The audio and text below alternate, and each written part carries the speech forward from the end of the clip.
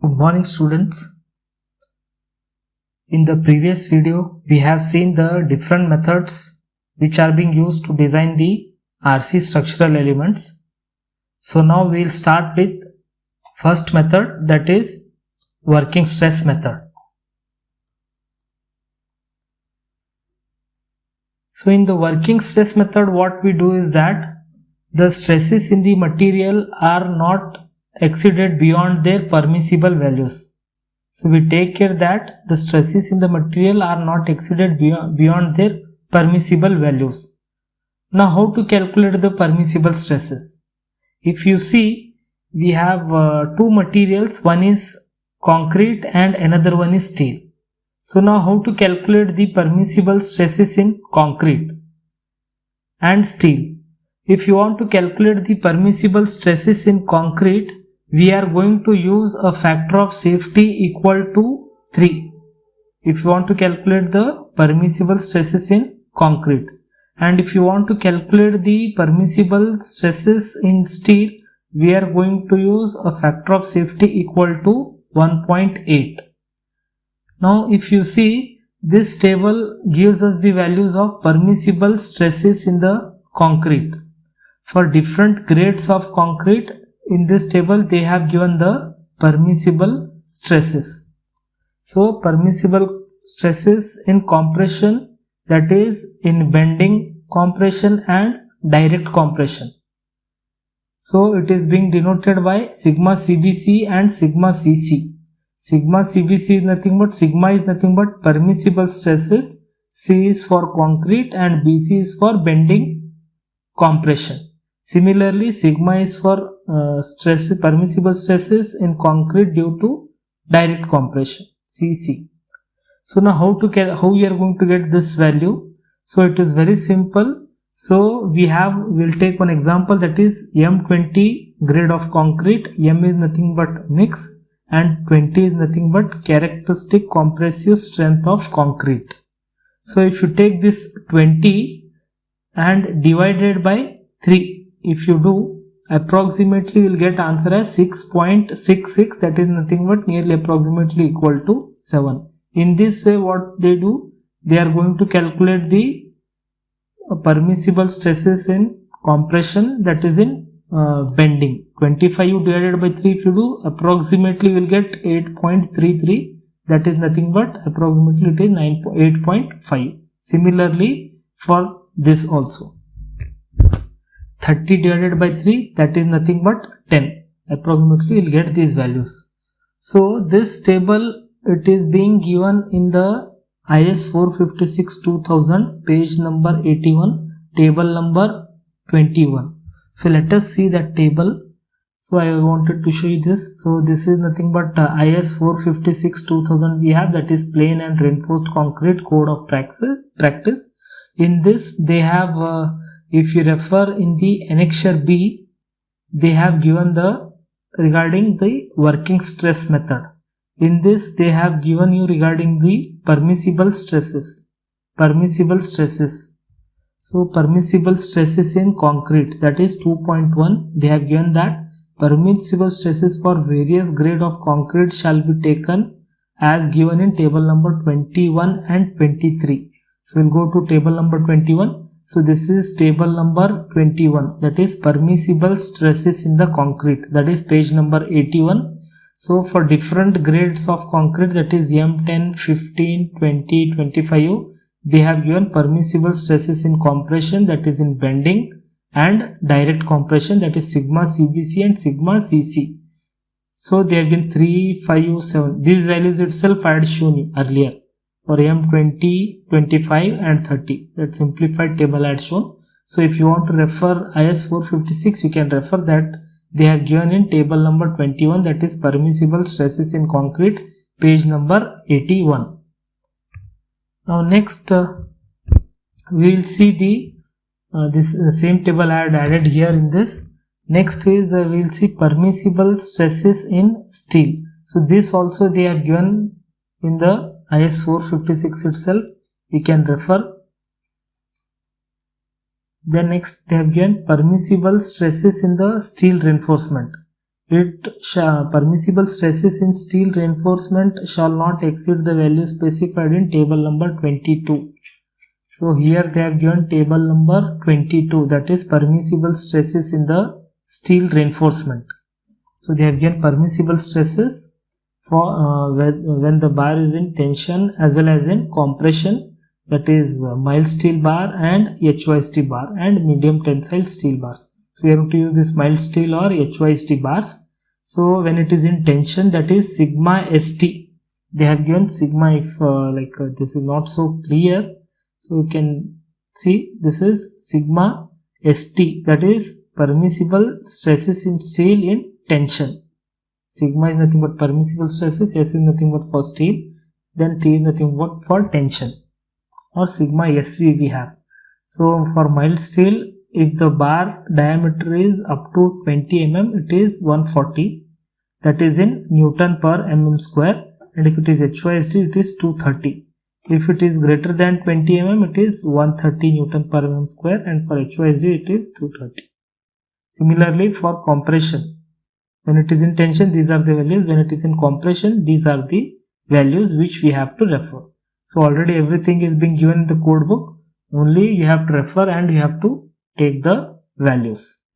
So this is given in table number 22, IS 456-2000, page number 82. Next term is modular ratio. So what do you mean by modular ratio? Modular ratio is nothing but it is defined as modulus of elasticity of steel to the modulus of elasticity of concrete. It is nothing but ratio of you can say ES by EC. That is modulus of elasticity of steel to the modulus of elasticity of concrete. So as this is a variable, so what IS code specifies is that we have to follow this formula. This is being given in the IS code, that is modular ratio M has a value of 280 divided by 3 sigma CBC, where sigma CBC is nothing but permissible compressive stress due to bending in concrete in Newton per mm square as specified in table number 21. Already we have seen this table. In that table they have given values of sigma CBC, that is permissible stresses in concrete due to bending compression. So this what you can say formula also, it has been given in the code book itself. So you can refer here. They have given modular ratio M has a value, the modular ratio M has a value of 280 divided by 3 sigma CBC, where sigma CB is nothing but the permissible compressive stress due to bending in concrete in Newton per mm square, where the sigma CBC has to be taken from table number 21. Just now what table I had shown, this is nothing but table number 21, right? For example, if you want to calculate for M20 grade of concrete, that sigma CBC value will be equal to 7. You have to substitute 7 there. In that way, we are going to calculate the modular ratio.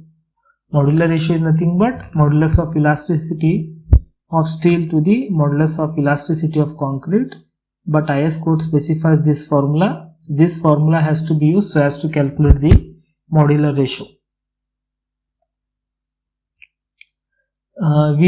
Before designing members, we will have certain assumptions that we'll see.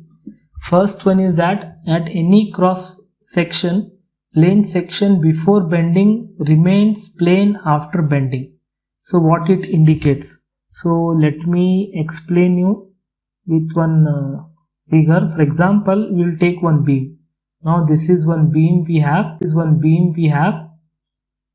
When you apply any load, so what happens is that this beam is going to bend like this. This beam is going to bend somewhat like this.